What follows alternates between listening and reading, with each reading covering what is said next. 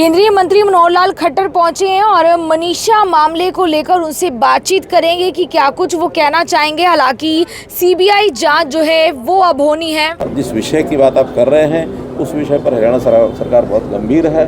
ये घटना बड़ी दुखद घटना है।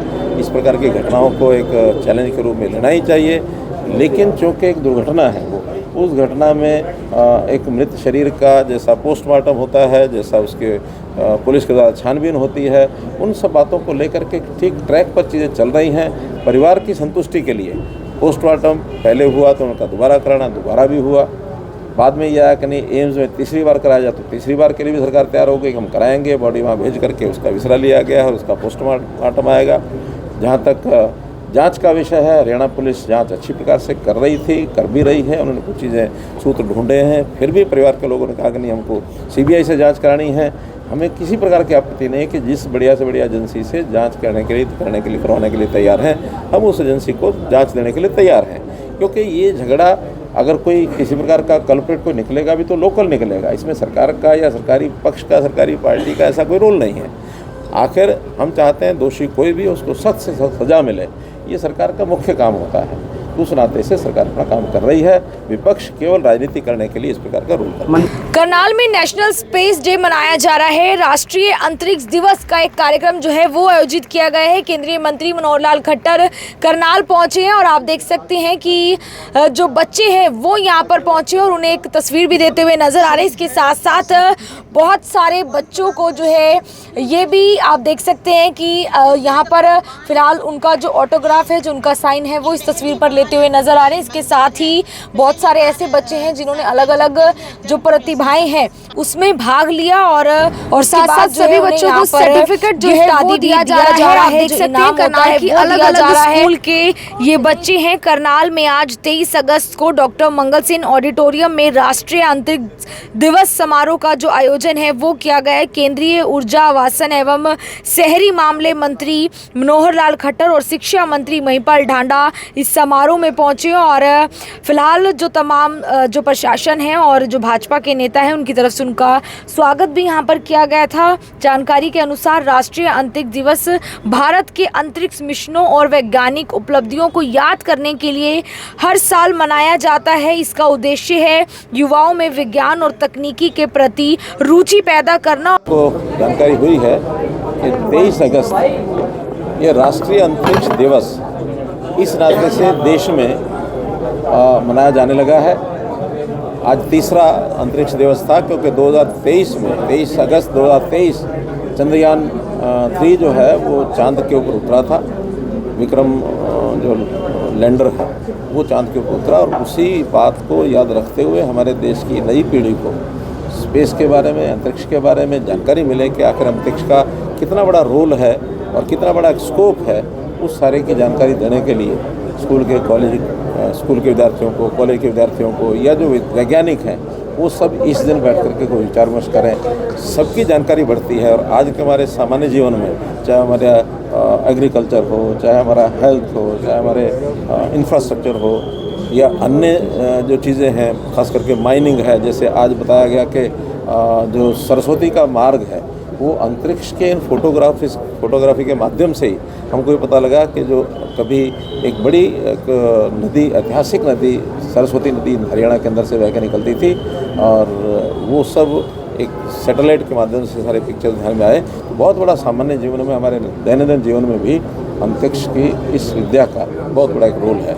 हालांकि हमारे यहाँ प्राचीन काल में इस विद्या के बहुत ज्ञाता जो हमारे जीवन के अंदर हमारे सामान्य त्यौहार हैं, हमारी पूर्णिमा के दिन, अमावस के दिन अथवा ग्रहों की राशि के हिसाब से उनका कोई फल जो होता है, भविष्य की बात है। एक प्रकार से जो कुछ विद्याएं ऐसी हैं, ज्योतिष की विद्या है, तो वो सब इन ग्रहों के ऊपर आधारित है। ये विज्ञान हमारे यहाँ बहुत पुराना है।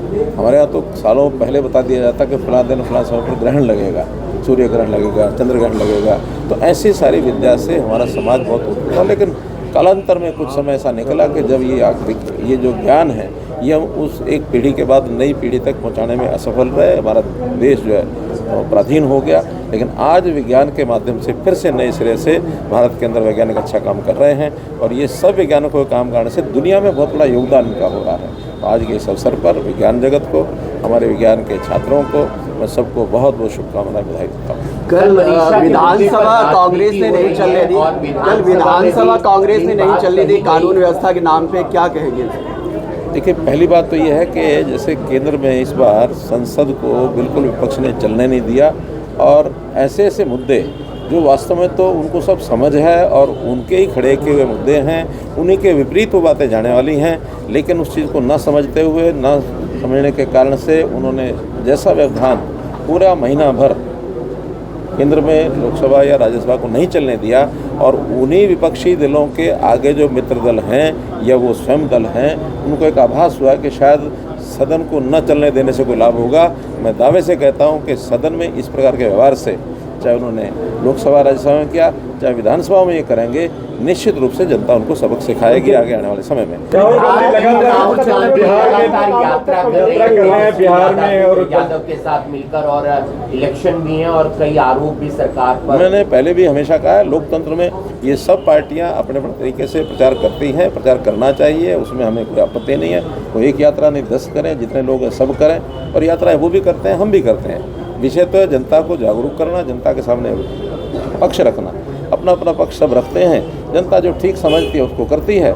जहाँ तक मेरा अनुमान है कि बिहार की जनता इन सब विषयों को जान चुकी है कि जो घुसपैठियों के वोट हैं, जिनके कारण से जो आज का विपक्ष है, खास करके जो केंद्र में, इन्हीं सब लोगों को लाभ होता था और उस लाभ के कारण से अब वो चूँकि स्क्रूटनी हो रही है वोटर लिस्ट की, उसकी छानबीन करके जो नकली वोट उनको बाहर निकाले जाएंगे, इसकी सबसे बड़ी तकलीफ इन दलों को है, क्योंकि इसका उपयोग करते थे।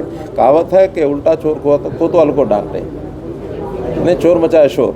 तो ये चोर स्वयं हैं, शोर ज़्यादा मचाते हैं, जनता सब समझती है, इसलिए इस बात की हमें कोई चिंता। मंत्री जी, कल्पना तारामंडल बना है कुछ क्षेत्र में, तारामंडल, और बच्चे देखने जाते हैं लेकिन वो बंद रहता है और उसमें अब एक शो चलाते हैं, लेकिन वो बहुत अच्छे। शिक्षा मंत्री जी सुन रहे हैं, आगे ध्यान देंगे। सर, मामला सामने है छोटे बच्चों के साथ के अंदर, और उन्होंने कहा है कि जो अमीर देश हैं उनके दोहरे मापदंड के खिलाफ सरकार को WTO में आवाज उठानी चाहिए। देखिए, अंतर्राष्ट्रीय स्तर के विषय हैं, हमारी सरकार बहुत जागरूक है, कर रही है, और हम अपने पैरों पर खड़ा होने के लिए हमने अपने सारे प्रयत्न तेज कर दिए हैं।